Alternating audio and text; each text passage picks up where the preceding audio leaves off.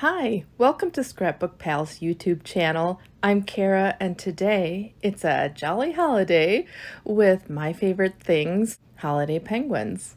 Before we get started on the card, I wanted to show you this great set from my favorite things and their coordinating dies.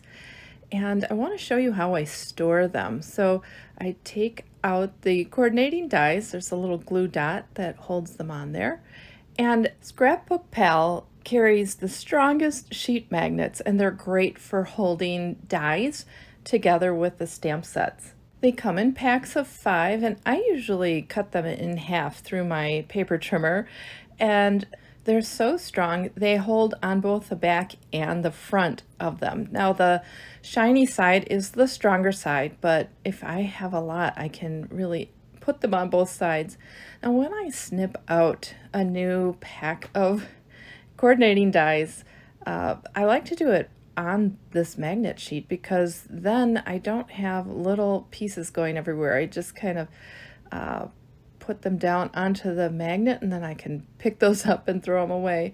And another tip, I guess, that I have is that if I have little dies within a bigger die, I like to snip them off as close as I can to the outer die, because when I take them out, it's easier to get those little prongs off of the outside of a die than on the inside. Now I use these Avery Elle storage pockets to hold my dies and the stamps together, and this one's the extra large to hold the tall My Favorite Things stamps. There's also a size that is more narrow to fit those, but I just use the extra large ones. All right, well, let's get started on this card. I'm going to begin by stamping up a bunch of these little guys and the Christmas tree. I'm using the MISTI to get them all stamped up together. Now, all of these products that I'm showing today can be found at ScrapbookPal.com. I'll be coloring these images up with Copic markers today, so I'm going to use Lawn Fawn's Jet Black ink because it's Copic friendly and it gives me a nice crisp image. Now I will stamp this down a couple of times, but I just show you one time. So there they are, they're all ready to be colored. So instead of going with black for these penguins or the cool grays or any of the grays, I'm using a blue violet. And this is a BV23, and I'm just figuring out where all of my black parts of the penguin are going to be and coloring them in with the lightest color. I'll come back and shade them, but I just kind of wanted to figure out where that is. So I won't show you coloring all of it, but you get the idea that that's what I'm doing here is just coloring through one time flat with the BV23. Now I shaded that top penguin, but I'm going to demonstrate how I colored all the penguins with this middle guy here. So this is my darkest BV29, and I'm finding those shadows with that. So underneath the arms, where the brim of the hat meets his head, and then kind of under the chin there and back behind his head on that one arm. So that's how I decide where those shadows are. Oh, a little bit by his beak as well, so that it brings the beak forward. Now with the BV25, I'm just blending that BV29 into the body a little bit. I don't want to go too far because it's a smaller image, and I want to make sure that I keep some BV23 on there. Kind of feather it out so it's easier to blend by making little marks with my Copic marker rather than long lines with it. Kind of, so you can see how I kind of feather it from one color or shade to the next. So that was the BV23, and now I'll come in with a 100. So this is Copic 100, and it's very dark. It's black, and I'll just touch into the very edges of the shadows, and then I'm not even blending that out with the BV29. I'm going to that BV25 to bring that out into the body a little bit, and then I'll feather that or shade that a little bit more with the BV23. Now that the darker areas are all shaded, I'm going to move on to the white of his body. I found the shadows with the BV20 and I'm blending them into the body now with the C00. And I'll come back in with that BV20 again just to touch up the areas that I wanted a little darker that got blended away. You can see here on his eyes, I kind of recessed them a little bit so that his cheeks and beak would stand out a little bit. And now here I'm coming in with that BV20 to get under his chin and kind of define the area between his legs, and then that little wing there, give it a little shadow under that. We'll move on to the beak and his feet with the YR21, and then in YR23 to shade them a little bit, but I wanted them a bit brighter, so I went to the YR14 and then blended that in. All right, so onto this Christmas tree. Well, I'm using a BG75 here, so you could see I already found the shadows with the BG72, and now I'm just going over the same areas with the BG75. So obviously I'm using very different colors on this. I'm using blue violets for my blacks, and I'm using blue greens for my green. So kind of a different color palette, but I will green this up a little bit with some G's, the greens of the Copics as well. But to start out, I wanted a base of blue-green, and here is my darkest, the BG18. And this gives it that kind of blue spruce look, I guess. And going under all those different boughs and the ornaments, and then bringing that out, blending it out with the BG72 just to bring it into the rest of the tree, and then blend that out with the BG70 throughout the tree. Now this BG70 is much lighter than the 72, so I'm not expecting to get a real smooth blend. I'm just putting in that color base, and now I'm coming in with the G02 to green things up a bit. I want this to be, I don't know, just a little bit brighter. So that's why I'm coming in with the G's and coming in the same areas as the shadows, and then adding a little all around. And then I'll come back with the G00 to blend that one into the rest of the tree. The illustrator of this stamp set is Birdie Brown for My Favorite Things, and I like how she put in the details in the tree so I could take those and put the shadows around it. I'm coming in with that BG18 again, trying to get in the dark areas that had been blended away. I'm using the coordinating dies to cut them all out. I'll put them through my die cutting machine, the Big Shot, and I didn't color all of the little parts like the hats and ornaments yet because I wasn't sure exactly what color they were going to be yet. The background's going to determine what colors those will be. So I used a Lawn Fawn outside in stitch circle to cut out a little opening, and I have a square of paper that's going to be in the background, and I'm using Distress Oxide. This is Shaded Lilac, and a life-changing blending brush, and I'm just going to make kind of a circle coming out from the center, and the Christmas tree is going to be over that, so I'm just creating a background for that. I'm coming in with some blueprint sketch and going all around the outside, and the Shaded Lilac and the blueprint sketch, I'm going to try to get them to blend together. That Shaded Lilac is a lot lighter, so rubbing off my blueprint before I put on some Shaded Lilac, and they really do blend together and get a bit darker than I want them to, but I have a trick to fix that in the end, you'll see. Now I'm adding Wilted Violet around the edges. Distress Oxides have kind of a pigment component to them, which means they sit on top of the paper. So as I'm blending these together, one pushes away the other sometimes instead of blends them together. So I take that blending brush and I brush it instead of just circling around to get them to blend well. So I think that's good for the wilted violet. I'm going to put these aside and bring out another pigment ink. This is Lawn Fawn's Yeti, which is a white ink, and it is a total pigment ink. It's just going to sit on top of that paper.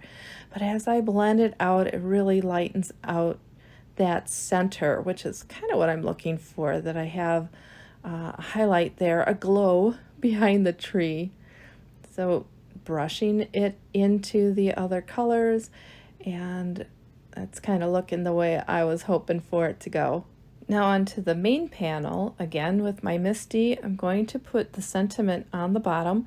I'm using an anti-static pad so that the embossing powder doesn't stick. I'm using a clear ink from Lawn Fawn, stamping that down, and then this is white embossing powder, also from Lawn Fawn, and I sprinkle that on and I heat that up off camera, and I'm ready to start ink blending this part now. So back to the shaded lilac, I'm going across the paper, just getting that color down, and then I'll come in with that blueprint sketch, and you can see that sentiment start to appear. I'm blending those together now with the shaded lilac, and then I'm going to come in with that wilted violet on the bottom and blend that in as well. So just getting back and forth, trying to get a nice blend between the different shades, and trying to make sure that it's dark enough down by the sentiment so the sentiment really shows up, and then fades up and gets lighter at the top. And this time I did not need to come in with the Yeti pigment ink to keep that brightened up. And I decided the inside needed a little more wilted violet, so I'm just going around the edges with that. And you can see I'm using a little bit of scratch paper on the side to hold on to that. I don't want to get my fingerprints on it while it's still wet. This pigment ink or oxide ink does dry, but it just takes a little time. I didn't want to smear it. So now that I have my background, I know what colors I want to color everything up with, and so I'm using a BV02, figuring out which ornaments are going to be that color, and then a B12, and dispersing these two colors throughout the tree. So now that I know where they are, I'm deciding what colors everything else should be too. And I chose a blue hat for this penguin, and a blue ornament off his off his antler there, and then another blue ornament there with the little one. This one's going to be purple, and then another purple ornament, and I decide on putting them together where I think they're going to go. I decide on a purple hat for him and a blue ornament in his hand. Now that I have them all mapped out, now I can do my shading. So this is a BV08. So the zeros of the BVs are brighter than the 20s that I was using to color those penguins, the dark parts. And now with the BV04, I'm shading that in and shading it in even further with the BV02. And on the blue ornaments, I'm going to use the B16 to get the darkest areas, and then come back with a B14 to shade those in a bit, and then shade everything back up into the rest of the ornaments with the B12. And I've done the same with all the other ornaments. I decided that those BVs are still a little bit more blue than I wanted, so I took that V04 to kind of purple them up, I guess you could say. So now on to this hat, and with those same B colors, the 16, 14, and 12, finding those shadows and then blending it into the rest of the hat. I'm deciding that there's a bit of a shadow where that hat flops over, so darkening up those shadows where they had been blended away with the B16, and moving on to the purple hat. So a BV08, again finding those shadows and a little bit by that brim, and then blending that out with the BV04. Not too much really, because it's a small area. Then the BV02 to blend it all into the rest of the hat. And again, I'm going to give it a little more purple or violet by putting in that V04 and then blending that into the rest of the hat with the BV02. I'm going to add a little bit of shadow on the trim and the little pom-pom on their hat. This is a C2, and I blended that in with the C00. The tree trunk has E31 as a base, and also for those antlers on his head. I add a little more texture to that tree trunk with an E34, but then I move on to the E37 to really deepen those up. I'll also make sure to get under the boughs to make sure that it has a little shadow, makes it look a little darker up there, and then add a little bit on this antler headband as well, just to give it some shading, not too much really. All right, well, I left one last area that I wasn't sure what color it was going to be. Decided once everything was colored that it was going to be green, kind of the same as the Christmas tree. So I started out with that G00 as a base and putting in shadows with the G02. And now I will come in with the blue greens, so the BG72, to add in the shadows. So where that scarf would kind of fold over, and then I'm going to deepen those up with that BG18 to really give it that dark shadow look. Now I'm going to take that blue-green, the BG70, and blue up the green, so kind of tone it down into a blue-green. But in order to blend the dark shadows to the light, I need to use the tip-to-tip technique. So I take the BG70 and touch it to the BG72, and then using the BG70, I blend out from the shadows into the rest of the scarf. Everything is all colored, and I'm taking a paper towel just to wipe off the ink from the heat embossing of the sentiment, and I'm using a white Signo gel pen to add some highlights to those ornaments. And also there's a little trim that goes around this tree, and I'm putting white dots on there. I'm gonna say it's popcorn. I never did that as a kid. I never did the stringing of the popcorn. I think we were more of the tinsel type in our house, but so these guys are gonna have popcorn all around their tree. And it's time to add a little sparkle to everything. So this is Lawn Fawn's Snowy Sky stencil and Nuvo Glimmer paste. And this is Moonstone. And I'm also using a Nuvo spatula to get it out. Here, I'll move my mat over so you can see. Oh, first I want to get a little bit of shaded lilac and put that on my mat. And then I can mix that in with the Glimmer paste. I wanted snow, but I didn't want it white because I wanted it to show up on the white cardstock. And also, this is a non-traditional color everywhere, so why not in the snow as well? So a bit of lilac snow, and it is so shiny. It really does glimmer. Just spreading that everywhere, picking it up with the spatula and spreading it across. And it really does spread very easily with these spatulas. They're kind of a silicone, so they move it around real easily. All right, now that that is coated well, I will kind of clean up my stencil a little bit, scraping it up with my spatula, and I'll clean all that up, clean off my stencil, and there it is. So I'm hoping you can see the shine here on camera, but now it's time to put this card together.